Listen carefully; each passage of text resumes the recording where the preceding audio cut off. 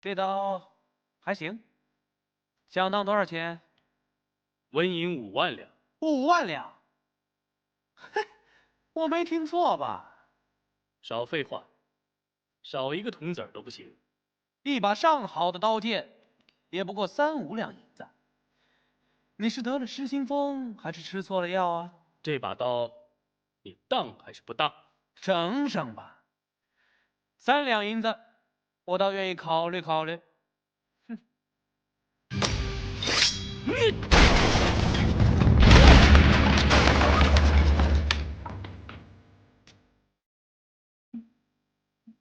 你这是干什么？我这把刀，值不值5万两？你说。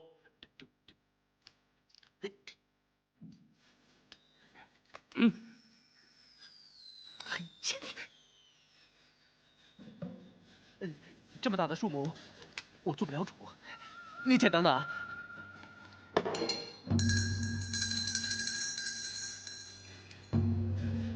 你姚玲的意思是找人来吃饭，还是想打架？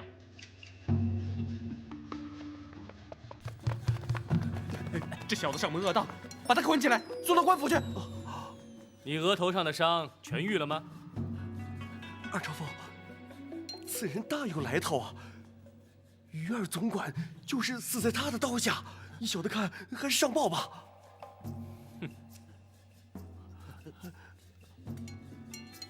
好吧，你快去通知老朝奉，哎，他有，也向这朱老板禀告一下。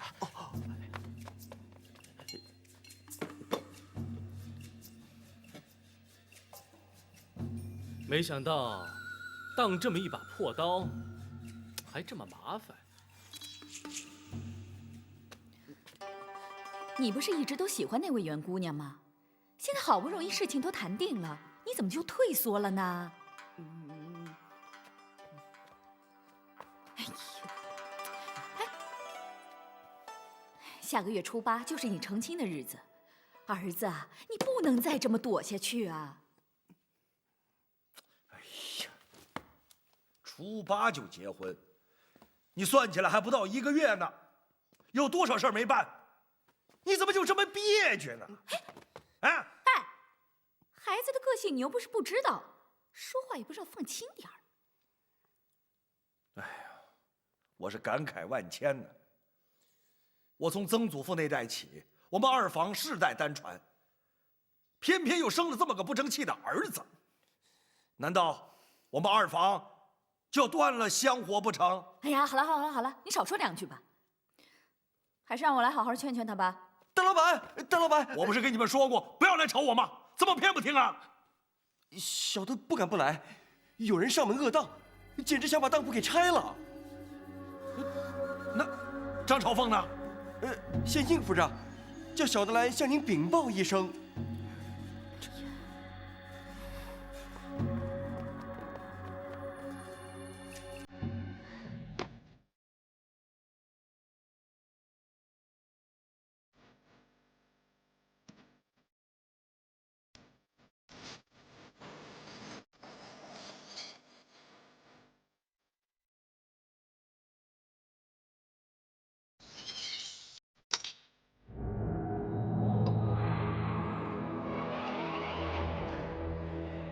这位大爷，咱们将心比心，您这把刀能当5万两银子吗？当然，而且还不止1个5万两。看你的模样，你一定是朝奉柜台上做第1把交椅，必定久经江湖，阅历丰富。难道你看不出这是一把无价的宝刀？没错，没错。既然是无价的，那就更难有个具体的数字了。不管它值多少钱，眼下我只当5万两。哼，不知贵店当还是不当？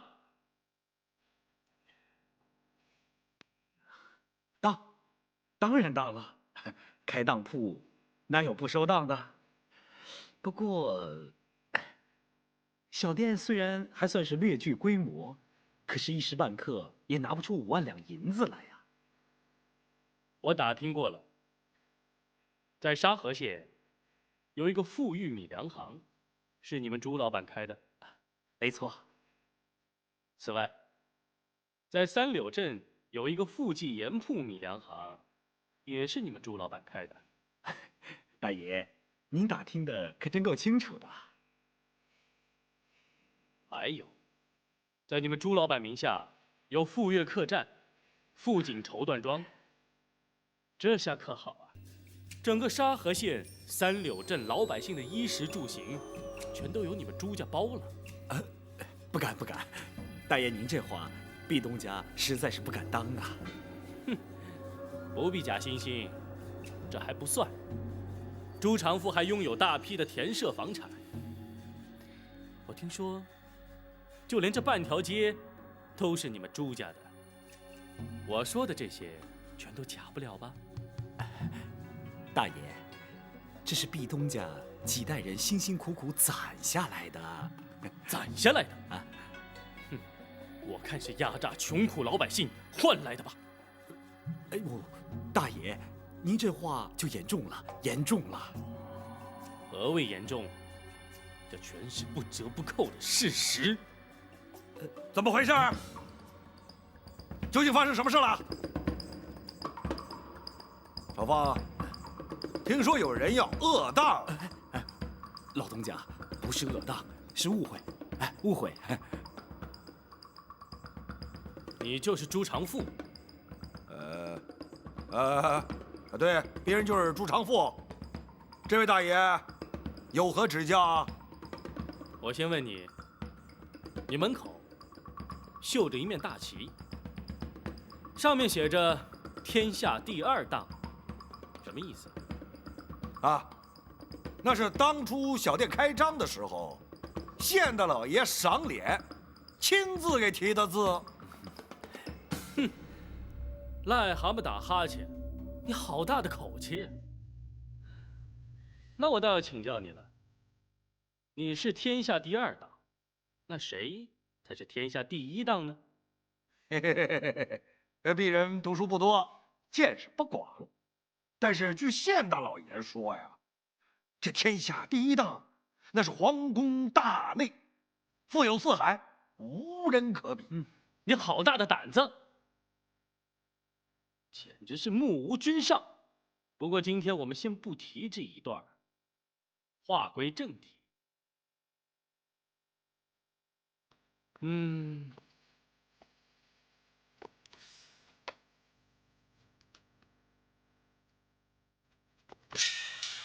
我这把宝刀，当还是不当？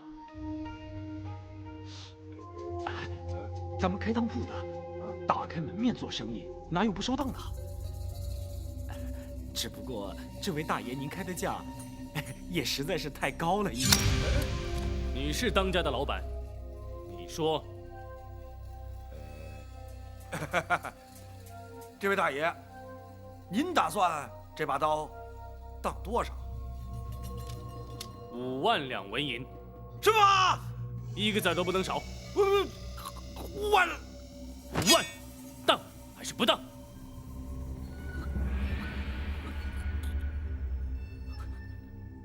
怎么都不说话了？你们是变成了聋子，还是哑巴？这位大爷，这个国有国法，行有行规，就您这把刀，要当5万两纹银，这王法上也不容啊。王法这2个字，亏你还说得出口。你是心里有王法，还是眼里有王法？你是会写王法这2个字，还是能够安分守己，奉行王法？说！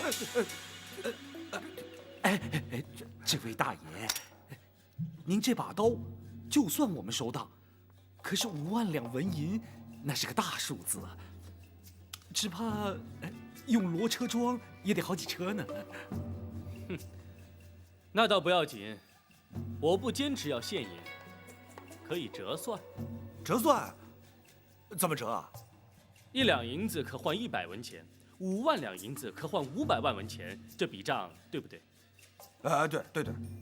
以现在的市价，1斗米不过70文钱，500万文钱可换7万1428斗米，这笔账没错吧？对不对？大爷，您的脑筋可真好，算的是一清二楚啊。对，我这把刀所当的银子不必一次性提清，你们把它折算成2万斗米、1万斤粮油、1000斤精盐，剩下的2万文钱兑现，听清楚了吗？听清楚了，您这是要3柳镇的百姓，没粮的给粮，没油的给油，没米的给米，明白了吗？老朽全明白了。老朝奉，真当啊？不得不当，先听我的，回头再说吧。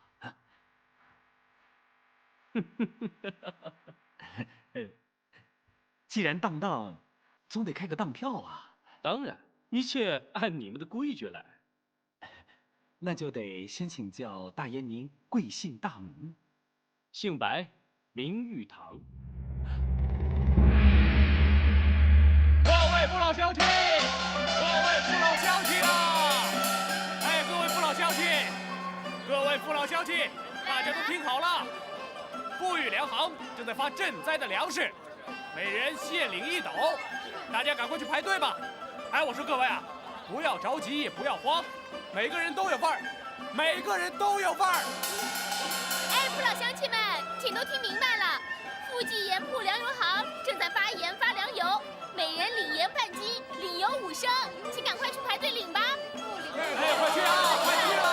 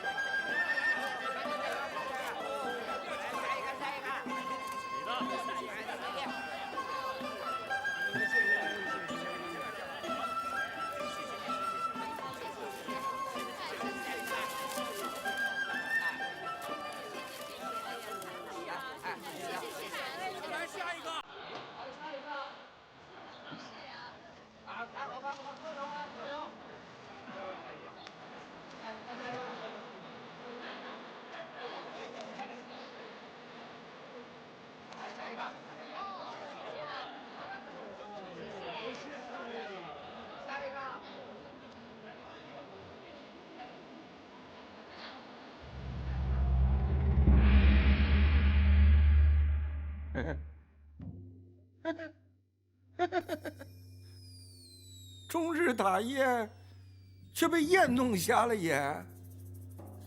朝风，这白玉堂是什么来头啊？来头可大了，他是芦花荡陷空岛5属之一，年纪虽小，武功却最高，人有刁钻机灵，行走江湖专门打抱不平。只要遇到那些歹徒恶棍，杀起人来从不手软。嗯，什么意思呀？难道我们是歹徒恶棍不成？老先生啊，恕老朽说句老实话吧，在白玉堂的眼里，他就把咱们当成是土豪恶霸，所以才故意上门恶当讹诈呀。难道说一点办法都没有了？老先生可能没有听说过，别说是咱们，就是开封府的包大人、御前4品的带刀护卫御猫展昭，对他也是头痛的很呐。这么说，我们被他白白吃定了？倒也未必。大总管董振山也是老江湖，前些日子，老东家派他去县城探望2先生，依老朽看，只有尽快派人找他回来，从长计议。好，我立刻派人去找大总管。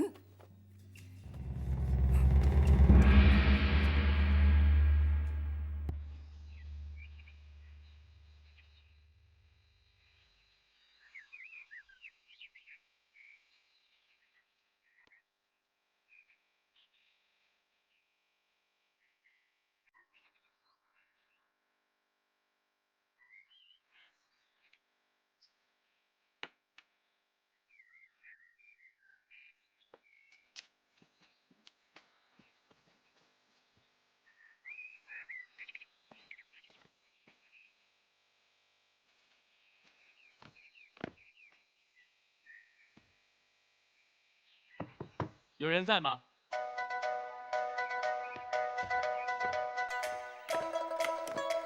各位怎么来了？来不得吗？你们现在把这些柴米油盐给他送到厨房里面去。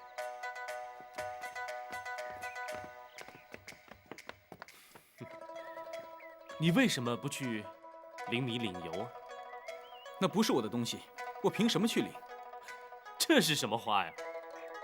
我没有付出代价，也未曾贡献心力，凭什么接受别人的施舍？是不是像你们这种穷酸书呆子，都这么迂腐啊？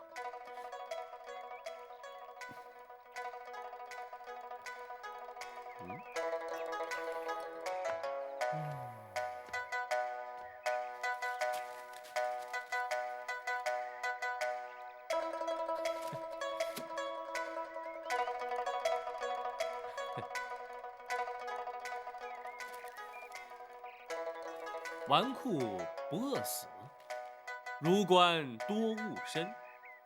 丈人事尽听，贱子请具臣。哎，这首诗我看得懂，也弄得明白。这纨绔子弟多半都是饿不死吧？可你们这种傻瓜笨蛋的读书人，反而白白误了自己的一生啊！这丈人事尽听，是写给你老丈人的吧？哦，我知道了，这贱子多半是说你自己了。你一知半解，似懂非懂，请不要胡说八道。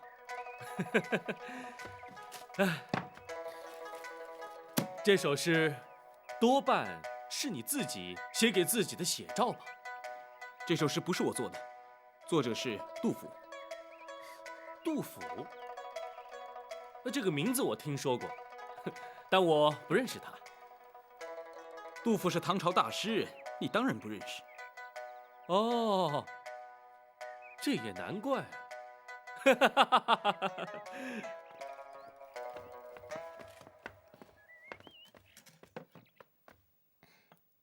白大侠，都照您的吩咐安置好了。那我们就走吧。我知道你嫌我烦，是不是？那我就不多打扰了。走吧。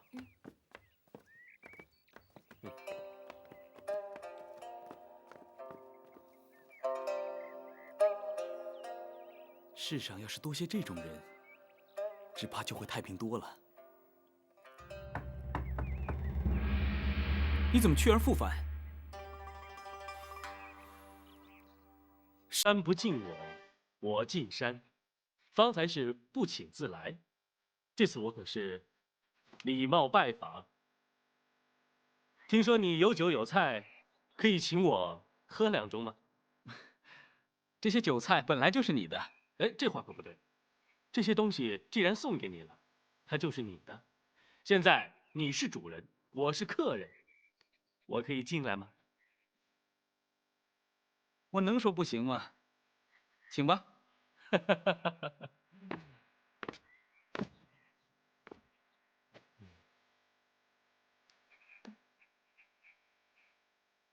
既然我是客人，就不方便自作主张了。这碗筷酒杯，总该由你来张罗吧？啊？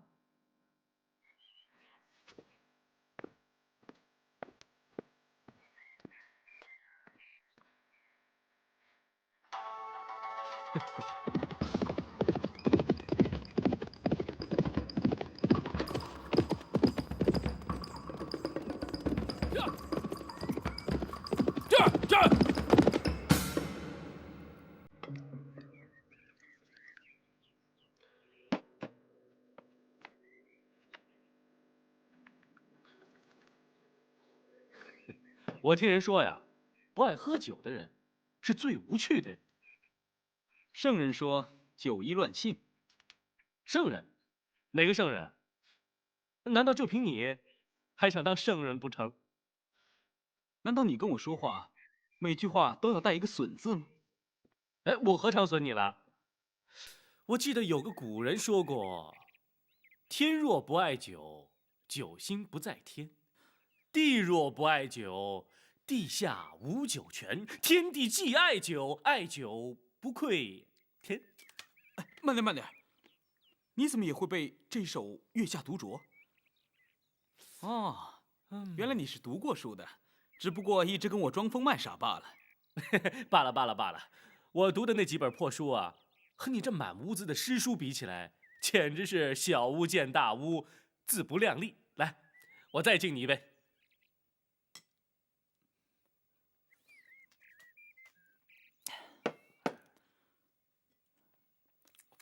有一件事，我一直很纳闷儿。纳闷儿？你曾经对我有过2次救命之恩，不过你可知道，我究竟是谁？是何出身来历？姓什么？名什么？我当然知道。哦，那我姓甚名谁？姓傻名瓜，字笨蛋，别的本事你不会，专门想寻死，对不对？好，我就据实以告，我姓梅，梅花的梅，草字念轩。先慈在生我的时候因难产去世，取名念轩，就是怀念母亲的意思。哎，你爱念谁念谁，这跟我没有关系。哎，不过有一件事我倒非常好奇啊，你为什么总是想轻生，自寻死路呢？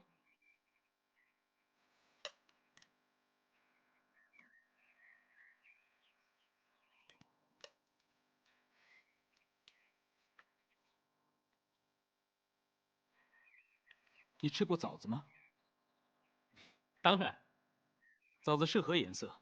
绿的。错了，是红色。出生的枣子的确是绿色，但它熟透之后就变红了，将被摘取或落地腐朽。我就是那颗熟透了、即将腐朽的烂枣子。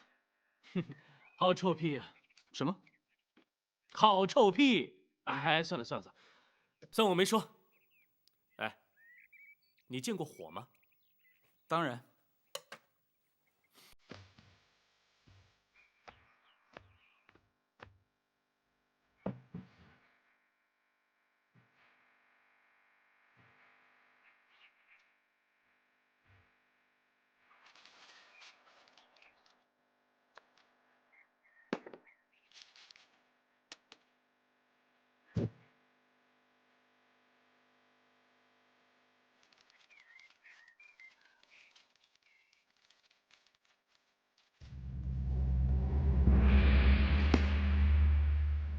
你明白这个意思吗？不明白。等火势将要熄灭的时候，加一点烈酒，这火苗就能重燃重旺起来。好，告诉你吧，我就是这杯烈酒，想重新点燃你的生命之火。你我素昧平生，只不过萍水相逢。嗨，好了好了好了，别再跟我文绉绉的咬文嚼字了。不管你有什么心事，让我们打开胸怀，敞开心扉，痛痛快快的说出来，否则就不算是男子汉。这满屋子的诗书就全是废物，你就白读了。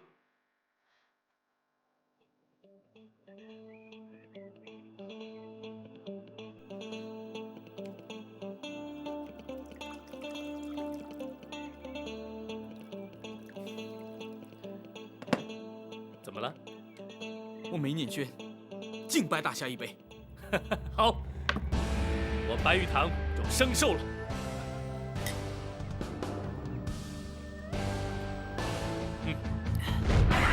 渭城朝雨浥轻尘，客舍青青柳色新。劝君更尽一杯酒，西出阳关无故人。渭城朝雨浥轻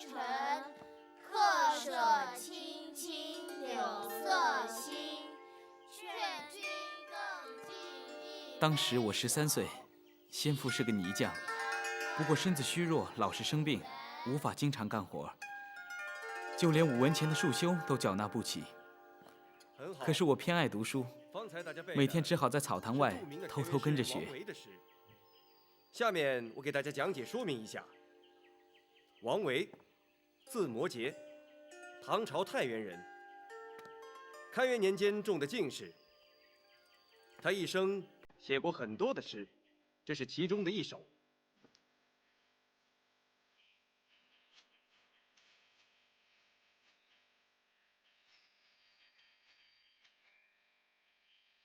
下了堂以后，有人赶着回家，有人赶着去嬉戏玩耍，我却常常一个人独自走到溪边，回味着老师在课堂上所说的一切。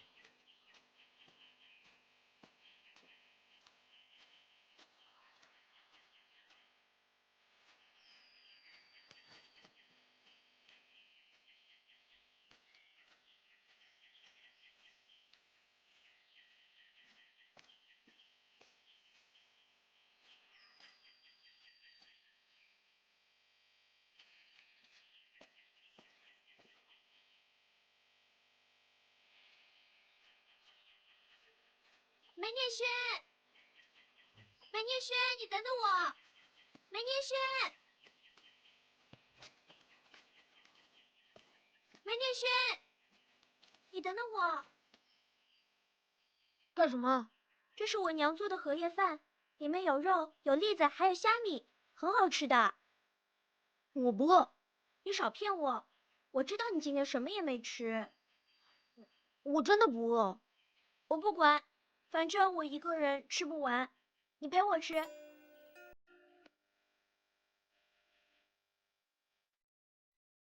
好不好吃啊？好吃。以后等我长大了，我也学着做，做给你吃。你想说什么你说呀，干嘛这么吞吞吐吐的？你对我这么好，你娘知不知道？我娘不知道，不过我爹心里明白的很。你跟你爹说了？怎么会？他老早看出来了，只不过没有说破而已。对了，昨天晚上聊天的时候还夸你呢。夸我什么？夸你家境虽然不好，但是很有上进心，以后一定会有出息的。对，等我以后有出息了，我一定会好好侍奉我爹的。那我呢？等我有出息了，我也一定会好好待你的。哎，对了，这本书是我爹要我借给你的，里面还有5个烧饼呢，你可以留着当晚饭吃。不行，那我岂不成了叫花子了？什么是叫花子？只有没出息的人才会这样说的。好，我收下来，算我说错了，你别生气了。那你答应我，以后永远不许惹我生气。好，我答应你。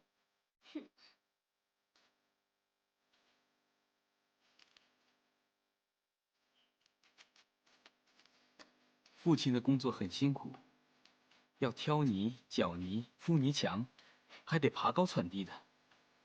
我常常为他担心。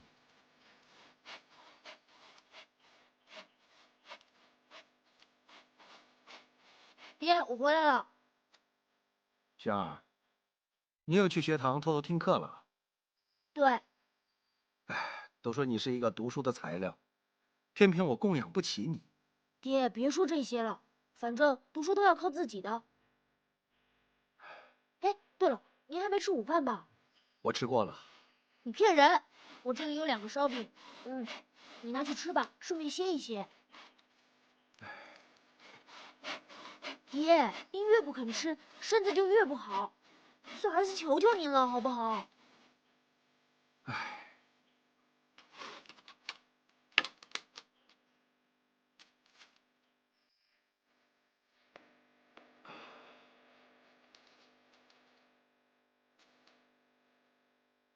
哎，你呢？你也吃一个。我吃过了，真的，我不骗你。您尽管吃吧。好。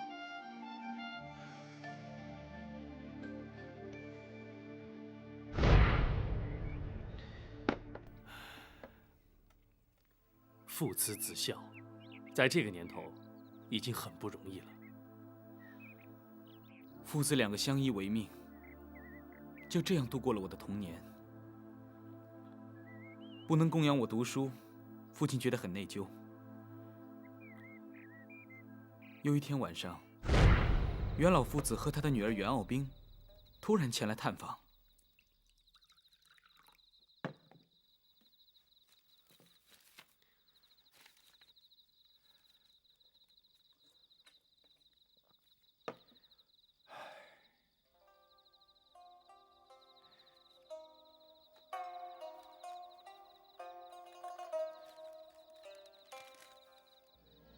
爹，就是这儿了。哦，哎，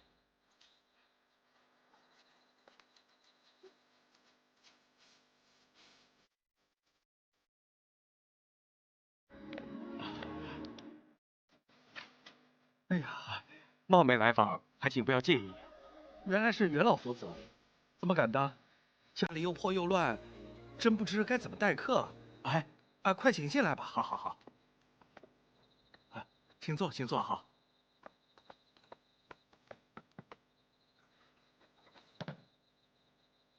请喝茶。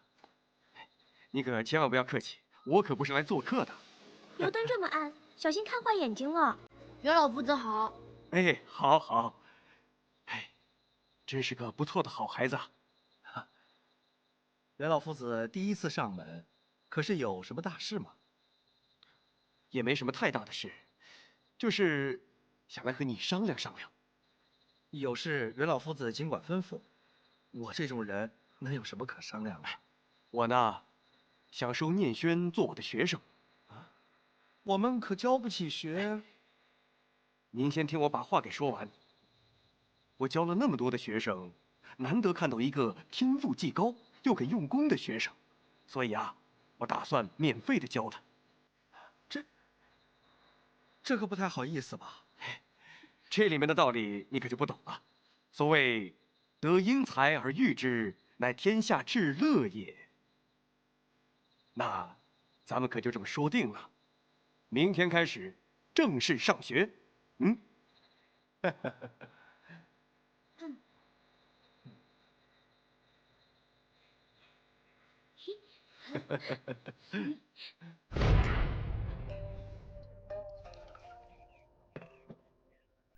这如此说来，那袁老夫子不仅是你的恩师，还是你的恩人。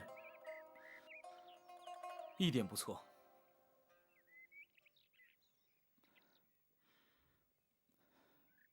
这种人，我应该敬他一杯。对，值得一敬。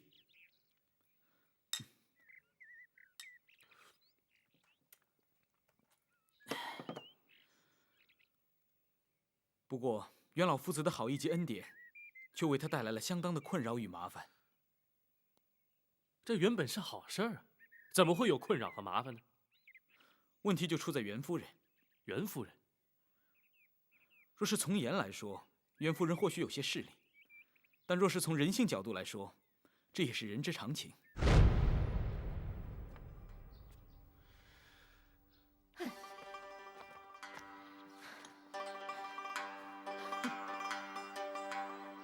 有你这样开私塾教学生的吗？动不动就不收束修，要不就不收学费。我们这个家怎么维持？难道喝西北风不成啊？事情没那么严重，也不就梅念轩一个学生嘛，多那么几个铜钱，这发不了家嘛。自从嫁给你这么个穷秀才，我压根就没指望过什么发家，能太太平平过上日子就不错了。娘，我们家现在日子不也过得挺好的？闭嘴，小孩子懂什么？哼，我们又不是开善堂，有施有舍。你看着啊，等事情一传开啊，万一每个家长有样学样吧，要不就不交学费，要不啊就要求你7扣8折的，到时候啊，我看你怎么办。好了，你不要再说了，我不想再跟你争了。我奉劝你一句话，做人呐，别太势利眼，否则将来会后悔的。哼，我看后悔的是你，我还懒得跟你争呢。爹，娘生那么大的气，你会不会改变心意，不收梅念轩当学生了？不会，我袁之瑞读了一辈子的书，自己没什么出息，可总想教出一个有模有样、出人头地的好学生，这样才对得起自己。你说呢？哼，不要脸！穷光蛋，厚脸皮，不交钱还敢来上课呀？大明儿我也叫我爹别交学费了。对，我们都不交呢。哼，梅念轩书读得好，我爹爱才，才不收他学费的。你们不许欺负人家，不许欺负人家。岳小兵，你怎么老护着梅念轩啊？哦，我知道了，你喜欢他。再胡说我就揍你啊！来来，你打我！梅念轩，你怎么不说话？躲在背后让女孩子替你出头，没出息。没出息，不许你们胡说，不听他们胡说八道。走，我们找爹。不许走！把话说清楚了，不交学费就给我滚出去，不准进学堂。对，都给我回去坐好去。你们俩去坐下。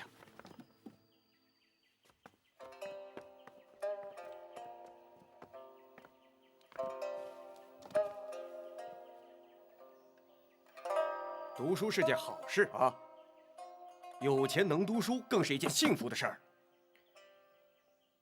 这个世上，不是每个人都能像你们这么幸福。进了学堂还不肯好好念书，这种人我看大有人在。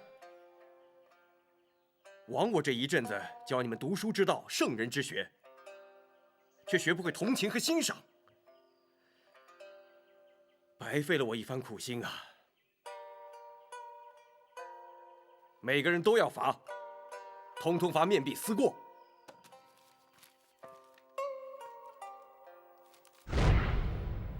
小时候，我也被师傅责罚过。那个时候啊，我练武并不专心，师傅也说过类似的、同样的话。他老人家都说了些什么？并不是每个人都有练武的资质和天赋，这是上天给予你的福分，你却不懂得好好珍惜。将来有一天，你要行走江湖，凭你那三脚猫的功夫，只会让别人耻笑和欺负。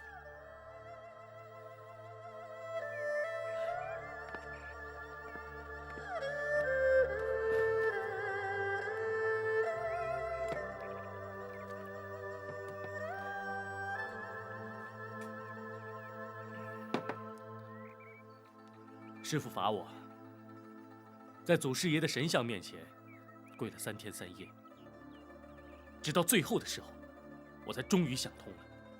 不管做什么行业，只有一句话，那就是下死功夫。此话深获我心，深获我心呐！但是今天的主题不是我，还是说说你吧。那后来呢？我17岁那年，家父终于病逝了，留下我孑然一身。除了读书，还是得挣扎地活下去。我在路边摆了一个字画摊子，帮人写书信、写对联、写寿序，甚至也写墓铭文。除了基本的温饱之外，多余的钱全部买书。那个时候，招人嘲弄耻笑，居然也毫不在乎，因为我心中只有一个信念，就是用功苦读，出人头地。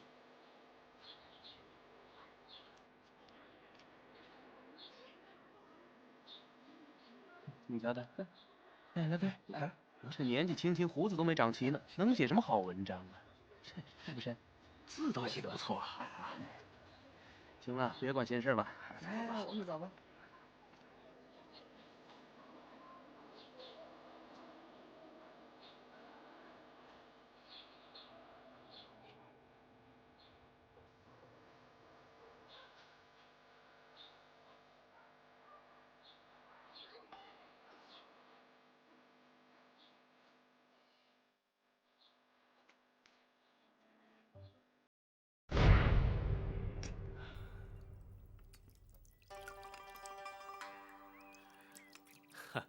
没想到跟你聊得这么开心，酒也喝得这么爽快。没想到这一坛子酒被我一个人全喝光了。你不但好酒量，而且豪迈过人。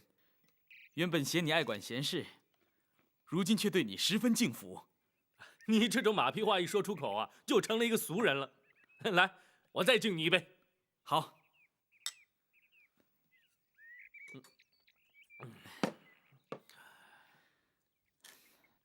那一年，沙河县三柳镇出现了一件大事。有多大？事关所有老百姓的安乐疾苦。什么事如此严重？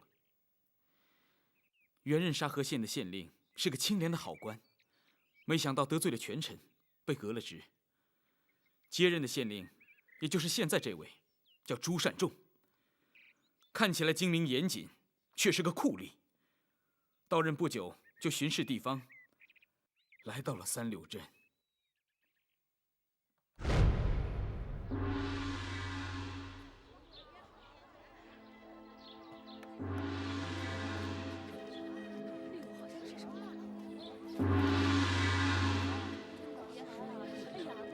大家听好了，大家听好了，都听清楚！新任沙河县征堂朱大老爷巡视地方，听好了，有冤的申冤，有苦的诉苦啊！有苦的诉苦。新任沙河县征堂朱大老爷巡视地方，有冤的申冤，有苦的诉苦。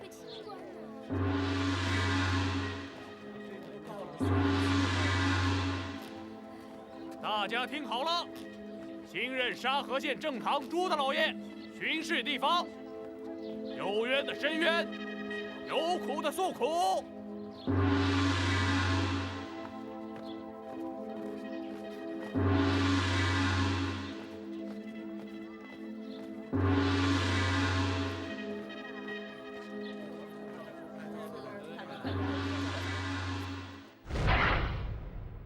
后来我才知道，说是巡视三柳镇，其实只是虚应故事，别有所图。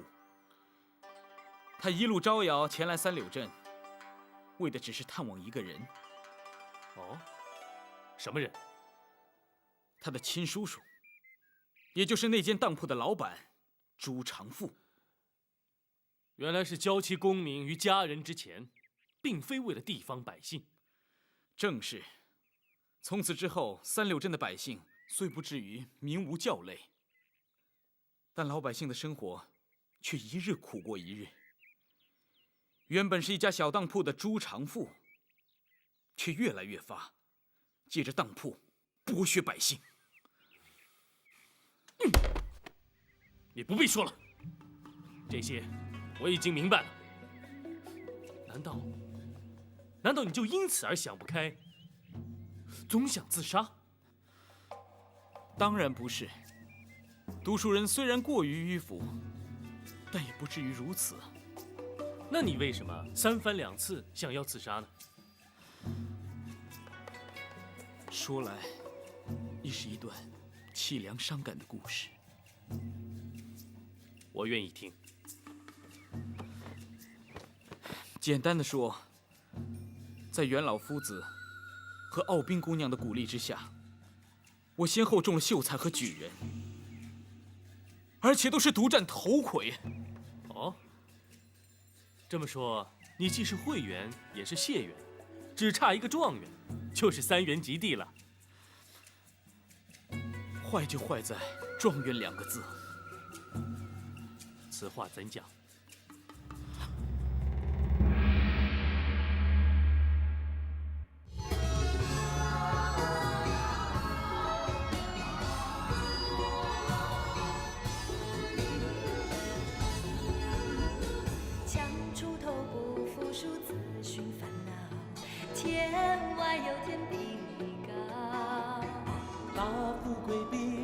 身体好，无忧无虑，平常心到老。